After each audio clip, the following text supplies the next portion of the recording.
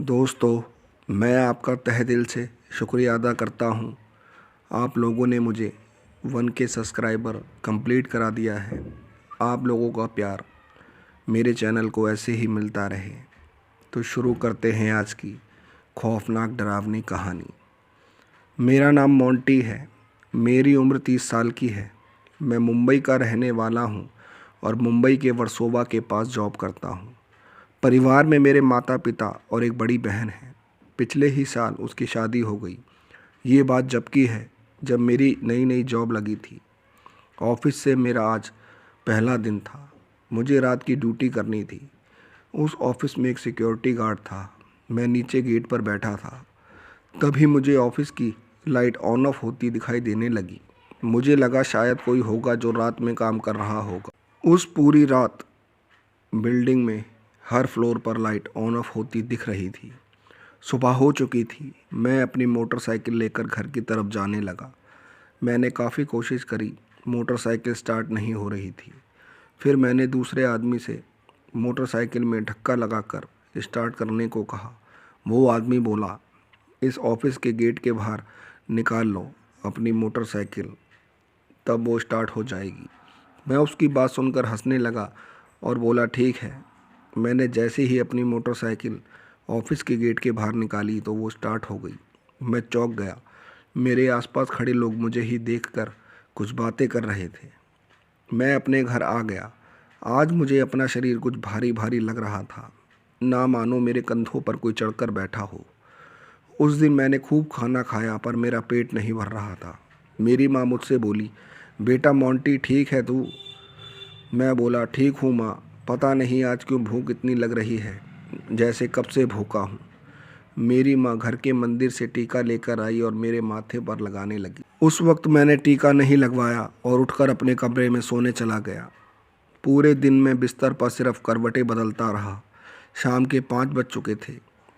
मैं जैसे ही ड्यूटी पर जाने को तैयार होने लगा, शीशे के सामने डर के मारे मेरी आंखें फटी की फटी रह गई, क्योंकि मुझे शीशे में अपने कंधे पर एक लड़की जो बिल्कुल किसी चुड़ैल की तरह लग रही थी, वो बैठी दिखी। मैं ज़ोर ज़ोर से चिल्ला रहा था। तभी मेरी माँ मेरा शोर सुनकर मेरे कमरे में आई तो मेरे शीशे के सामने अपने बाल ठीक कर रहा था। मेरी माँ बोली, क्या हुआ, क्यों इतना चीख रहे हो? मैं बोला, मैं तो नहीं चीखा माँ, खाना पैक कर दो, मुझे लेट हो रहा है। मैंने खाना खा लिया और अपनी मोटरसाइकिल उठाई और ऑफिस जा पहुँचा। थोड़ी देर ऑफिस में इधर उधर घूमने के बाद मैंने घड़ी में टाइम देखा तो रात के 8:30 बज रहे थे। तभी मुझे भूख लगने लगी। मेरी माँ ने आज मेरे खाने के लिए खीर भेजी थी। मैं खाना खाने लगा। खाना ख़त्म करके मैं बिल्डिंग में राउंड मारने लगा। तभी मुझे लग रहा था मेरे शरीर पर वज़न बहुत बढ़ता जा रहा हो। अब मैं चल भी नहीं पा रहा था। तभी मुझे किसी की आवाज़ ऑफिस के गेट पर लगी। मैं सोचने लगा, इतनी रात को कौन आ सकता है। मैंने जैसे तैसे गेट तक जा पहुंचा और गेट खोला तो सामने एक गाड़ी खड़ी थी। उस गाड़ी में एक आदमी था जिसकी उम्र लगभग 60 वर्ष की होगी।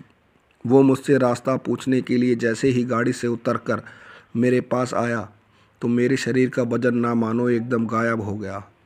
वो कुछ नहीं बोले, बस मुझे ही देख रहे थे। तभी मैं बोला, क्या सर, क्या मैं आपकी कुछ मदद कर सकता हूँ? तभी वो व्यक्ति बोला, तुम अपनी मदद करो, नहीं तो समस्या में पड़ जाओगे। मैं बोला, क्या हुआ, मुझे क्यों ऐसा बोल रहे हो? तभी वो बोला, अभी तुम्हें तुम्हारा शरीर कैसा लग रहा है, सच सच बताना। मोंटी, मैं अपना नाम उस व्यक्ति के मुंह से सुनकर चौंक गया और बोला, आपको मेरा नाम कैसे पता है? तभी वो व्यक्ति बोला, इन बातों पर चर्चा बाद में करना, मैं जितना पूछ रहा हूँ उतना जवाब दो। तब मैंने उसे बताया, 2 दिन से मुझे अपने कंधों पर वज़न महसूस हो रहा है। खाना खाने के बाद से मेरे शरीर पर वज़न बहुत बढ़ गया, जिस कारण मैं चल भी नहीं पा रहा हूँ। पर जब से आप यहाँ मेरे सामने खड़े हैं तब से मुझे अपने कंधों पर कोई वज़न महसूस नहीं हो रहा है। तभी वो व्यक्ति बोला, शायद तुम्हें इस जगह की हकीकत नहीं पता। यहाँ पहले एक कब्रिस्तान था जहाँ ये तुम्हारा ऑफिस है, और मैं यहाँ से गुज़र रहा था तभी मुझे कुछ अजीब सा महसूस होने लगा, जैसे कोई परेशानी में हूँ। बालाजी की कृपा सदैव तुम पर बनी रहे, बस ख्याल रखना अपना। और मेरे सर पर हाथ रखकर वो व्यक्ति चला गया। मैं सुबह घर पहुंचा और अपनी माँ को सारी बात बताई। मेरी माँ मुझे बालाजी मंदिर, जो मेरे घर से थोड़ी ही दूरी पर था, वहाँ ले आई। मुझे वो व्यक्ति वहीं दिखा जो कल रात मुझे ऑफिस के गेट पर मिला था। मैं जल्दी से उसके पास गया। मैंने उस व्यक्ति के पैर छुए तो वो बोला, मेरे नहीं, बालाजी के पैर छुओ। तब उन्होंने मुझे और मेरी माँ को बताया कि 2 दिन से मोंटी के कंधे पर एक चुड़ैल बैठ गई थी, लेकिन अब ये ठीक है। बालाजी इस पर अपनी कृपा बनाए रखें। और राम राम कहते हुए चला गया। बस दोस्तों, कहानी में इतना ही। अब सुनते हैं दूसरी कहानी। मेरा नाम ललित कुमार कश्यप है। आप देख रहे हैं आपका अपना YouTube चैनल, जिसका नाम है कश्यप जी का तहलका। तो ज़्यादा देर न करते हुए शुरू करते हैं आज की डरावनी कहानियाँ। जय श्री राम। मेरा नाम शिवानी है। मेरी उम्र 28 साल की है। मैं बिहार के पटना शहर में रहती हूँ।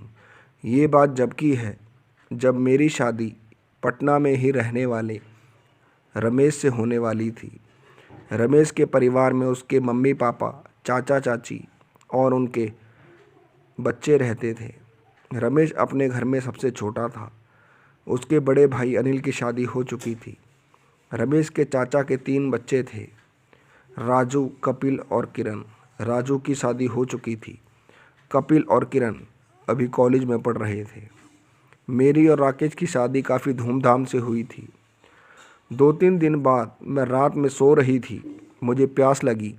जैसे ही मैं पानी पीने उठी तो डर के मारे मेरी रूह कांप गई, क्योंकि मेरे पलंग के एक कोने पर एक औरत मुंह छुपाए बैठी राकेश के सर पर हाथ फेर रही थी। डर के मारे मेरी चीख निकल गई। घर में मौजूद सभी लोग मेरे कमरे में आ गए। रमेश की नींद पता नहीं आज क्यों नहीं खुली। सभी लोग मुझसे मेरे चीखने का कारण पूछने लगे।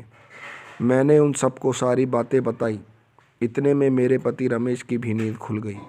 सभी लोग मुझसे बोले, बेटी शिवानी, हो सकता है तुमने कोई बुरा सपना देख लिया हो। तभी रमेश की माँ यानी मेरी सास कुछ लेकर आई और मेरे माथे पर टीका लगा दिया। उस रात मेरे साथ कुछ खौफनाक नहीं हुआ। बात आई गई हो गई। सुबह मैं जल्दी उठी और नहाकर पूजा करी, पर ना जाने आज क्यों मेरे हाथ से मंदिर में जोत नहीं जल पा रही थी। मुझे कुछ समझ ना आया। मैं ऐसे ही हाथ जोड़कर चली गई। मैं किचन में सबके लिए चाय नाश्ता बना रही थी। तभी मुझे अपने पति रमेश की आवाज़ आई, शिवानी चाय लेकर आना।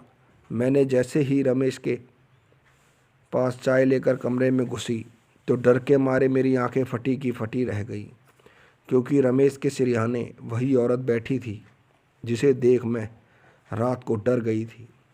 डर के मारे मैं कांपने लगी, क्योंकि रमेश तो सो रहे हैं। फिर इन्होंने आवाज़ कैसे मारी। तभी वो औरत जो रमेश के सर के पास बैठी थी वो अचानक गायब हो गई। मैं इतना खौफनाक मंजर देख पता नहीं कब बेहोश हो गई। जब मेरी आँख खुली तो मैं अपने पलंग पर थी।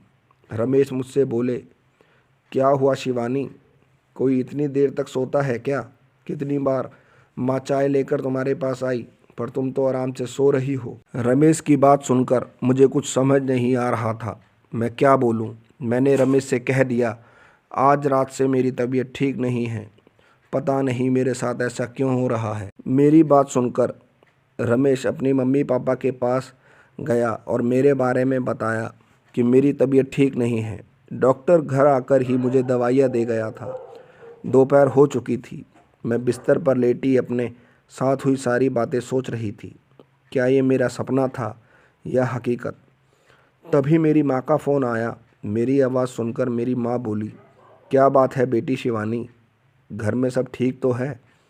और तुम्हारी आवाज़ से ऐसा लग रहा है जैसे तुम किसी बात को लेकर चिंता में हो। मैं बोली, नहीं माँ, बस 1-2 दिन से मेरी तबीयत ठीक नहीं है। और तुम बताओ सब कैसे हैं घर पर? तब मेरी माँ बोली, ठीक है शिवानी, बस बहुत याद आती है तुम्हारी। मन करता है तुझे कुछ दिनों के लिए अपने पास बुला लूं। तभी अचानक फ़ोन कट गया। मैंने काफ़ी कोशिश करी पर फ़ोन नहीं लगा। तभी मुझे छत से मेरी सास की आवाज़ आई। वो मुझे छत पर बुला रही थी। जैसे ही मैं छत पर पहुंची तो डर के मारे मेरे रोंगटे खड़े हो गए, क्योंकि छत पर तो कोई नहीं था। मैं डर कर नीचे भागी तो मुझे मेरी सास जीने से ऊपर आती दिखी। मैं इतना डर गई थी कि मेरे मुंह से कुछ आवाज़ ही नहीं निकल पा रही थी। मेरी सास ने मुझे संभाला और घर के सभी लोगों को बुला लिया और मेरे घर वालों को भी खबर कर दी। शाम हो चुकी थी, सभी लोग मेरे घर से भी आ गए थे। इतने लोगों के बीच में भी मुझे वो डरावनी औरत इधर से उधर घूमती नज़र आ रही थी। तभी मैं बुरी तरह चीखने लगी, क्योंकि वो औरत अब मेरे ऊपर आकर बैठ गई थी। उस वक्त मेरा शोर सुनकर हमारे आस पड़ोस के रहने वाले लोग भी हमारे घर में आ गए। तभी उस भीड़ में से एक बूढ़ी काकी, जिनकी उम्र लगभग 75 साल की होगी, उन्होंने मेरी हाथ की उंगली को कसकर दबा लिया। वो ना जाने मन ही मन कुछ बोल रही थी। तभी मुझे उस डरावनी औरत, जो मुझे ही दिख रही थी, उसके चीखने की आवाज़ आने लगी। थोड़ी ही देर में वो बुरी आत्मा कहीं गायब हो गई और मैं बेहोश। जब मेरी आँख खुली तो मैं मेहंदीपुर बालाजी मंदिर में थी और वही बूढ़ी काकी, जिन्होंने मेरी उंगली को दबा रखा था, वो मेरे साथ थी। और मेरे परिवार वालों और मुझको उस बूढ़ी काकी ने तो बताया तो सबके होश उड़ गए। उन्होंने बोला, गीता की शादी के बाद कोई बुरी आत्मा ने गीता के शरीर को पाने की चाहत में उस पर कब्जा कर लिया था, लेकिन अब बालाजी की कृपा से सब ठीक है। बस दोस्तों, कहानी में इतना ही। कहानी अच्छी लगी हो तो प्लीज़ चैनल को लाइक करें, सब्सक्राइब करें, शेयर करें। आप कहाँ कहाँ से मेरी कहानी सुनते हैं, प्लीज़ कमेंट कर ज़रूर बताएं। जय हिंद, जय भारत। नमस्कार दोस्तों, ये कहानी अजीत सिंह नाम के एक फॉरेस्ट ऑफिसर की है। आसाम के घने जंगलों के बीचों बीच उसे एक कॉटेज मिला है। वो बहुत खुश था। चलो, बार बार आना जाना पड़ता है। अगर उसे रहने की जगह दूर मिलती, पर उसे काम करने के साथ ही रहने की जगह भी मिल गई।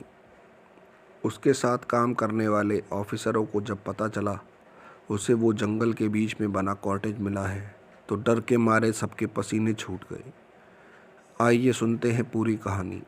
तो स्वागत है आपका खुद के यूट्यूब चैनल पर, जिसका नाम है कश्यप जी का तहलका। तो ज़्यादा देर ना करते हुए शुरू करते हैं आज की दिल दहला देने वाली कहानी।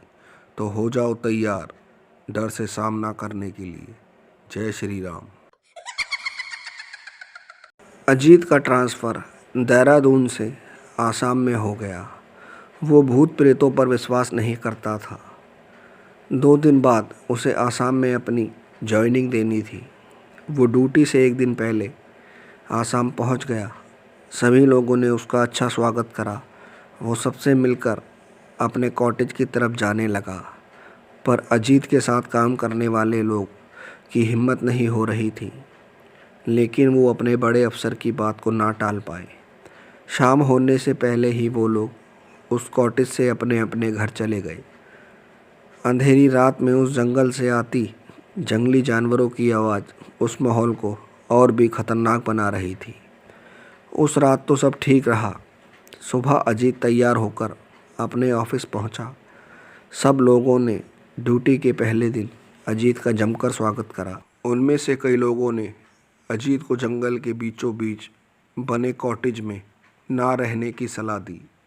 अजीत ने उनसे वहां रुकने का कारण पूछा तो सभी लोगों ने एक ही बात करी कि वहां भूत प्रेत और चुड़ैल के साए घूमते रहते हैं।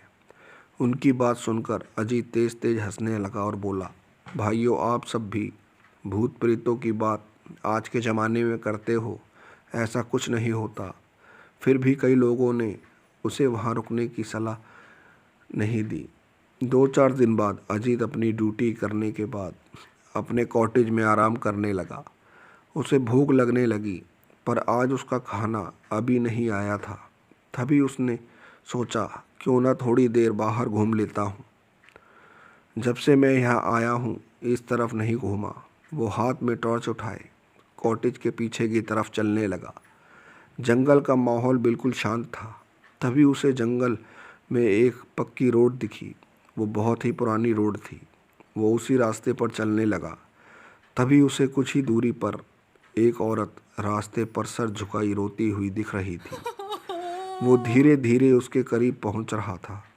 उसके मन में भी बहुत से सवाल थे कि मैं उस औरत से पूछूं कि नहीं उसे क्या दिक्कत है। वो सीधा चलता गया। उसने नहीं पूछा। तभी उसे अपने आगे फिर वही रोड किनारे रोती दिखाई दी। उसे देख अजीत सहम गया और उसके पास जाकर बोला, तुम यहाँ इतनी रात में इस घने जंगल में बैठी क्यों रो रही हो? तब उस औरत ने अपना चेहरा ऊपर अजीत की तरफ उठाया तो डर के मारे अजीत की आंखें फटी की फटी रह गई। डर के मारे अजीत बुरी तरह कांपने लगा, क्योंकि औरत के मुंह पर 3 आंखें लाल रंग की थी, बड़े बड़े दांत थे। इतना खौफनाक मंजर देख अजीत अपने कॉटेज की तरफ भागने लगा। तभी कुछ ही दूरी पर अजीत को वही औरत पेड़ पर उल्टी लटकी दिखाई दी। वो ज़ोर ज़ोर से शैतानी हंसी हंस रही थी। अजीत भागते भागते अपने कॉटेज में घुस गया और कॉटेज का दरवाज़ा अंदर से बंद कर लिया। उसे इस वक्त ऐसा लग रहा था जैसे न जाने कितने लोग उसे उसके नाम से पुकार रहे हों। वो डरता डरता सोफे पर बैठ गया। उसने थोड़ी सी शराब पी। पीते पीते कब उसकी आंख लग गई उसे पता न चला। तभी अचानक अजीत को अपने सीने पर कुछ वजन सा महसूस होने लगा। डर के मारे वो अपनी आंखें भी नहीं खोल रहा था। वजन इतना बढ़ता जा रहा था कि अजीत को सांस लेने में भी मुश्किल हो गई। तड़पते हुए उसने अपनी आंखें खोली तो चौंक गया, वहाँ कोई ना था। तब अजीत उस कॉटेज के बाहर भागने लगा। भागते भागते वो अपने साथ काम करने वाले व्यक्ति के घर जा पहुंचा। उसकी ऐसी हालत देखकर वो भी डर गया। वो बोला, क्या हुआ सर? ऐसा किसने किया आपके साथ? तब अजीत ने उसे अपने साथ घटी सारी घटना बताई। सुबह हो चुकी थी और भी अजीत के साथ काम करने वाले उसके सहकर्मी वहां पहुंच चुके थे। तभी उनमें से एक बूढ़ा व्यक्ति जो उस जंगल में 30 वर्षों से ड्यूटी कर रहा था, वो बोला, अजीत सर, आप किस्मत वाले हैं जो बच गए, नहीं तो जिसने भी उस कॉटेज में रहना चाहा उसके साथ उन प्रेतों ने बहुत बुरा करा। तभी अजीत बोला, वैसे वो प्रेत सबको परेशान क्यों करते हैं? तभी वो व्यक्ति बोला, तुम इस बारे में ना जानो तो अच्छा है, और मुस्कुराते हुए चला गया। बस दोस्तों, कहानी में इतना ही। कहानी अच्छी लगी हो तो प्लीज़ चैनल को लाइक करें, सब्सक्राइब करें, शेयर करें। दूसरी कहानी। स्वागत है आपका खुद के यूट्यूब चैनल पर, जिसका नाम है कश्यप जी का तहलका। तो हो जाओ तैयार डर की गहराइयों में उतरने के लिए। जय श्री राम। मेरा नाम श्यामलाल है। मेरी उम्र लगभग 70 साल की है। ये बात जब की है जब मेरी उम्र 25 साल की थी। हम लोग उत्तर प्रदेश के एक छोटे से गांव में रहते थे। मेरे घर में मेरे माता पिता, मेरी पत्नी और मेरे 2 बच्चे थे। हम लोगों के पास कई भैंसें और बकरियां थीं। मैं खेती करने के अलावा बैलगाड़ी भी चलाता था, जिससे उस वक्त आमदनी ठीक ठाक हो जाती थी। सब कुछ सही चल रहा था। तभी एक दिन मेरी माँ की तबीयत खराब हो गई, जिस कारण मुझे उनका इलाज कराने के लिए अपने बैल बेचने पड़ गए थे। कुछ दिनों बाद माँ की तबीयत भी ठीक होने लगी। उसी समय हमें अपनी खेती की फसल को बेचकर काफ़ी अच्छा मुनाफा हुआ था। शाम के वक्त हम सब खाना खा रहे थे। तभी मेरे पिताजी मुझसे बोले, बेटा श्यामलाल, इस बार की खेती भगवान की दुआ से अच्छी रही है। अच्छा मुनाफा हो गया है फसल बेचकर। तो बेटा तुम अपनी बैलगाड़ी के लिए नए बैल खरीद लो। मैंने कहा, ठीक है पिताजी, ऐसा ही करूँगा, और जाके सो गया। मैं सुबह उठा और गांव के 2-4 आदमियों से पूछा, अरे भाई, यहाँ कहीं किसी के पास बैल बिकाऊ है क्या? उन्होंने कहा, नहीं भाई श्यामलाल, यहाँ आसपास कोई भी अच्छे बैल नहीं है। मैं उदास मन लेकर घर आ गया। शाम का वक्त था। मैं घर के बाहर ही बैठा था। तभी मेरा दोस्त रमेश आया और बोला, भाई श्यामलाल, तुम्हारी अम्मा की तबीयत ठीक है अब? मैं बोला, हाँ भाई रमेश, अब भगवान की दुआ से सब ठीक है। और बताओ, तुम इतने दिनों से कहाँ थे? तभी रमेश बोला, भाई श्यामलाल, मैं राजस्थान गया हुआ था पशुओं का मेला देखने। बहुत अच्छी अच्छी नस्ल के पशु मिलते हैं वहाँ तो। तू बता क्या चल रहा है अब। मैं बोला कुछ नहीं भाई रमेश, माँ की तबीयत खराब थी, इलाज के लिए पैसे कम पड़ गए थे, उसी कारण मुझे अपने बैल बेचने पड़ गए। पर अब स्थिति ठीक है। मुझे अपनी बैलगाड़ी के लिए नए बैल लेने थे। मैंने एक दो गांव में लोगों से भी पूछा कि वहाँ ठीक ठाक बैल होंगे या नहीं। तभी रमेश बोला, अरे श्यामलाल भाई, तू चिंता ना कर, अगले हफ्ते मैं फिर राजस्थान जा रहा हूँ अपने लिए भैंसें लेने, तू भी मेरे साथ चल। मैंने झट से कह दिया, ठीक है भाई रमेश, मैं चल पड़ूँगा। खाना खाकर मैं सो गया और घर पर सबको बता दिया मैं बैल लेने राजस्थान जाऊंगा। सब खुश थे, पर पिताजी बोले, बेटा श्यामलाल, पहले तुम इतनी दूर नहीं गए हो। मैं बोला, पिताजी रमेश भी तो मेरे साथ जा रहा है, आप चिंता ना करें। मैं बोलकर सो गया। जाने का दिन आ चुका था। मैं तैयार हो गया। हम 5 लोग थे जो राजस्थान जा रहे थे। उस वक्त हमारे गांव के पास स्टेशन से रेलगाड़ी मिल जाती थी, वो 2-3 दिन में राजस्थान पहुंचा देती। हम लोग ट्रेन में बैठ गए और मैं अपने सफ़र का आनंद ले रहा था। तभी रमेश बोला, भाइयों वहाँ सब एक साथ रहना, ज़्यादा इधर उधर अकेले मत घूमना। मैं बोला, क्यों भाई रमेश, ऐसा क्यों कह रहे हो। तभी रमेश बोला, श्यामलाल भाई, मैंने सुना है वहाँ कई भूत प्रेत भी घूमते हैं।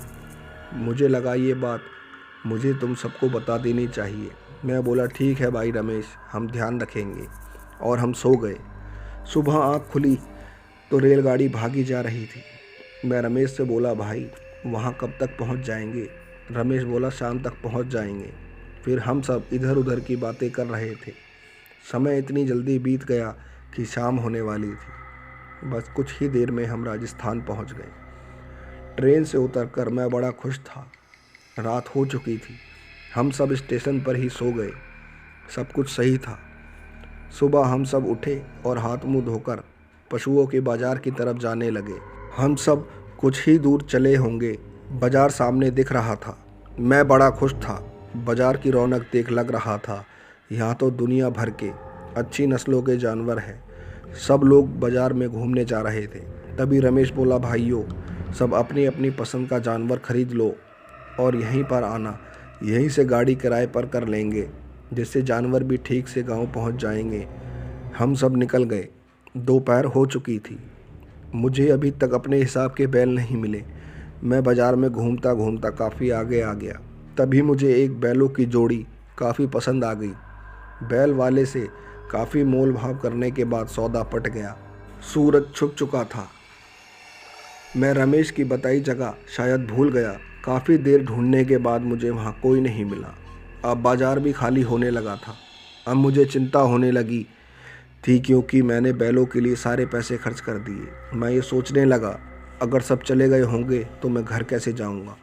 मैं इतना सोच रहा था, तभी मुझे वहीं आदमी दिखा जिससे मैंने बैल खरीदे थे। मैंने उसे अपनी सारी परेशानी बताई तो उसने मुझे 50 रुपये दिए और बोला, भाया तुम भी यहाँ से जल्दी चले जाओ, यहाँ रात के वक्त रुकना ठीक नहीं है। मैंने उससे रास्ता पूछा। शायद उसे भी उत्तर प्रदेश का रास्ता नहीं मालूम था, पर उसने मुझे एक रोड की तरफ इशारा करके बता दिया कि भाया यही रास्ता शहर की तरफ जाता है। फिर वो चला गया। मैं भी अपने बैलों को लेकर चलने लगा। रात काफ़ी बीत चुकी थी। मुझे गांव सा नज़र आने लगा।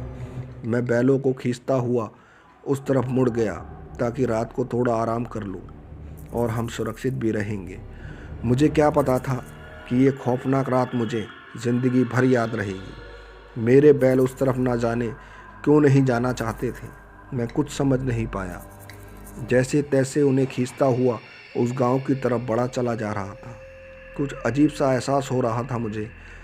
तभी मैं गांव में घुसा तो चारों तरफ लोगों की चहल पहल थी। बच्चे खेल रहे थे। मैं मन में सोचने लगा, ये कैसा अजीब गांव है, यहाँ रात को भी सब इधर उधर घूम रहे हैं। तभी मेरे पास एक बूढ़ा आदमी आया। वो मुझसे बोला, कौन हो भाया, यहाँ इतनी रात में कोई नहीं आता। मैंने उसको अपनी सारी परेशानी बताई तो उसने मेरे लिए गांव से बाहर एक जगह पर सोने की व्यवस्था कर दी। मुझे भूख भी लग रही थी, तभी वही आदमी मेरे लिए एक थाली में बढ़िया बढ़िया पकवान ले आया, जैसे अभी अभी मेरे लिए ही बनाए हों। उसने मुझसे कहा, परदेसी सो जाना आराम से, रात को उठकर गांव के अंदर मत आना। इतना कहकर वो चला गया, पर किस्मत खराब हो तो ऊंट पर बैठे आदमी को भी कुत्ता काट लेता है।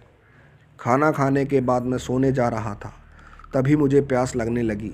मैं बोला, अरे वो खाना तो दे गया, पर पानी लाना भूल गया, चलो मैं ही पानी ले आता हूँ। मैं ये बात भूल गया कि उस आदमी ने मना करा था रात को गांव में मत घूमना। मैं गांव के अंदर घुसा तो जंगली जानवरों की आवाज़ें आने लगी। मैं डर गया। मैं डरते डरते देखने लगा, शायद कोई आदमी मिल जाए तो उससे पूछ लूँगा पानी के लिए। जैसे जैसे मैं गांव में अंदर घुस रहा था, वैसे वैसे मेरा खौफ बढ़ता जा रहा था, क्योंकि मैंने जब देखा था तो बड़ी चहल पहल थी। अब तो पूरा गांव ही सुनसान पड़ा है। तभी पीछे से किसी ने मेरे कंधों पर हाथ रखा। मैंने जैसे ही पीछे देखा तो एक आदमी खड़ा था, जिसे देख मैं बुरी तरह कांपने लगा। मुझे लग रहा था कि मेरे प्राण आज ही निकल जाएंगे, क्योंकि उसका आधा शरीर था ही नहीं। तभी मैं भागने लगा तो सामने से एक और आदमी चला आ रहा था। उसे देखकर तो मेरी सांसें अटक गईं, क्योंकि उसके शरीर से पैरों के ऊपर का हिस्सा ही नहीं था। मैं डर के मारे इधर उधर भागने लगा। तभी मेरी नज़र एक औरत पर पड़ी। वो पेड़ों पर इधर उधर कूदती हुई रो रही थी। मुझे लगा बहुत बड़ी गलती कर दी मैंने इस गांव में आकर। तभी मुझे ध्यान आया, उस आदमी ने मुझे मना किया था कि गांव के अंदर मत आना। अगर मैं वापस बाहर चला जाऊं तो शायद मेरी जान बच सकती है। मैं इतना सोच रहा था, तभी मुझे लगा कि मेरे चारों तरफ से लोग आ रहे हैं। उन्हें देख मेरे पैरों के नीचे से ज़मीन खिसक गई। शरीर के सारे रोंगटे खड़े हो गए, क्योंकि उन सब के शरीर सड़े गले थे। वो धीरे धीरे मेरी ओर बढ़े चले जा रहे थे। मैं भगवान का नाम लेकर गांव से बाहर की तरफ भागने लगा। अंधेरा इतना था कि मैं भागते भागते अपने बैलों से टकरा गया और बेहोश हो गया। सुबह मेरी आँख खुली तो मैं देखता का देखता रह गया, क्योंकि वो सारा गांव उजड़ा पड़ा था, जैसे कितने सालों से वहाँ कोई ना आया हो। मैं अपने दोनों बैलों को लेकर वापस चल पड़ा। कई दिनों पैदल चलने के बाद मैं अपने गांव पहुंचा तो गांव में हंगामा मच गया, क्योंकि सबको लग रहा था मैं अब वापस नहीं आऊँगा। मेरे घर वालों का रो रो कर बुरा हाल हो गया। मेरे बच्चे मुझे बार बार गांव से बाहर जाकर देखते थे कि पिताजी आ रहे होंगे, पर जब मैंने उन्हें अपने साथ घटी सारी घटना बताई तो उनके भी होश उड़ गए। तभी मैंने पूछा, और बाकी सब लोग कहाँ हैं? तब मेरे पिताजी बोले, बेटा, जिस गाड़ी से वो लोग आ रहे थे उस गाड़ी का एक्सीडेंट हो गया, जिस कारण वो सभी लोग दुर्घटना में मारे गए। मुझे एक तरफ खुशी भी थी और एक तरफ गम भी था। बस दोस्तों, कहानी में इतना ही। कहानी अच्छी लगी हो तो प्लीज़ चैनल को लाइक करें, सब्सक्राइब करें, शेयर करें। जय श्री राम, जय हिंद, जय भारत।